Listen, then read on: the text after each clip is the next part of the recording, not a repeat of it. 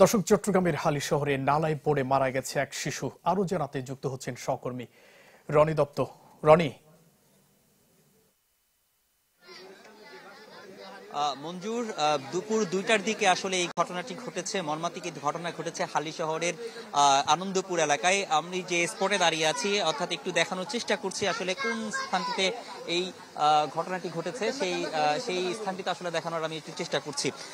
এইখানে আপনি দেখতে পাচ্ছেন মঞ্জুর, এখানে যে বাঁশ দুটা রাখা হয়েছে, এখানে একটি নালা রয়েছে, এখানে একটি ছোট একটি নালা ড্রেন রয়েছে এবং এই ড্রেনটি এখানে বড় একটি ড্রেনের সাথে আসলে এখানে সংযুক্ত।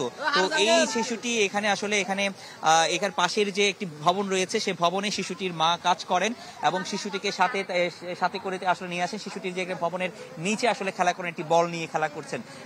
বল নিয়ে খেলা করার এক পর্যায়ে আসলে দুপুর 2টার দিকে বলটি আসলে পানিতে পড়ে যায় এবং পানিটাকে সেই বলটি নিতে গিয়ে আসলে হঠাৎ করে এই যে ড্রেনটি দেখছেন, এখানে একটি বাঁশ রয়েছে। বাঁশটি যদি আমি যতটুকু তোলার চেষ্টা করছি, আসলে দেখেন এটি আসলে অনেক গভীর রয়েছে।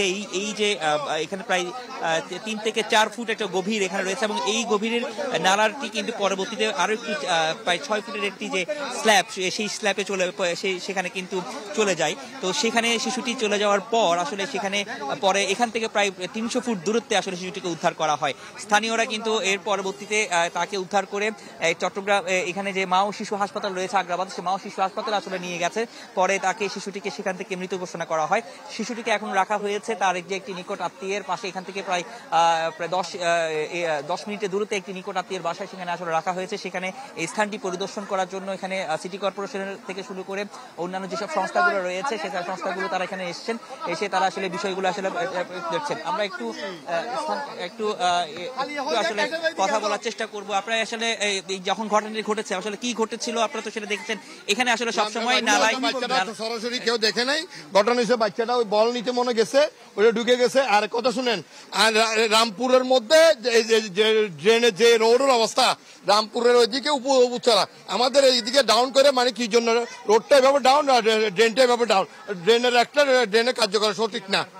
এই 2 এলাকার পানি, মানে পাহাড়তলি থেকে পুরো এলাকার পানি আনন্দীপুর দিয়ে মানে অতিবাহিত হচ্ছে।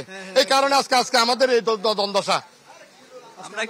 আমরা একটু দেখানোর চেষ্টা করছি আসলে এখানে যে ড্রেনটি রয়েছে, আপনি দেখেন যে এখানে প্রায় 5 ফুটের উপরে আরো একজন যখন তিনি আসলে পা দিয়ে দেখছেন আসলে সেই ড্রেনটির গভীরতা আসলে তিনি দেখাচ্ছেন।